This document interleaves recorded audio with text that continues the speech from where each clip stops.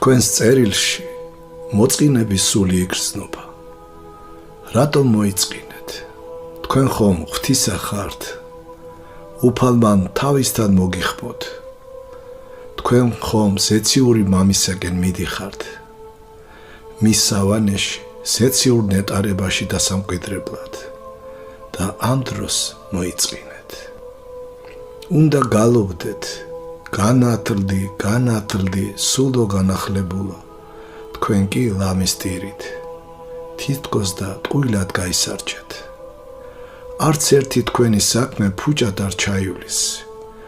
უფალი ყველაფერს შეიწირავს და ასმაგად მოგისხავთ. ჯანმრთელობა რომ შეგერყათ, განახირს კი ამაზე დარდი? გაიხსენეთ, რას ღებულობდით სანაცვლოდ. სხვა თქვენს ადგილას ამისთვის ოქროს ზოდებს არ დაიშურებდა. თქვენ კი მხოლოდ ჯანმრთელობა შეგერყათ მცირედ. მას კეთილი ინებდა ნუ მიეცემით სულ მოკლეობას. ცხოვრება გიმძიმთ, დიდება შენ და უფალო. ეს ვიწრო გზა ხომ აუცილებელია. მის გარეშე ვერავინ შევაცათა სასუფეველში. ზოგიერთი ღვთის განგებით თვითონ იქმნის ასეთ გზას.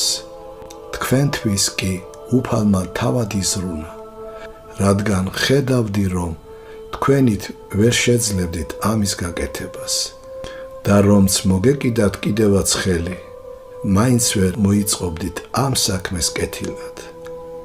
მას სურს თავისთან მიგიყვანოთ და თქვენ და მის სიყვარულით აკეთებს იმას, რის გარეშეც მასთან მისვლა შეუძლებელია.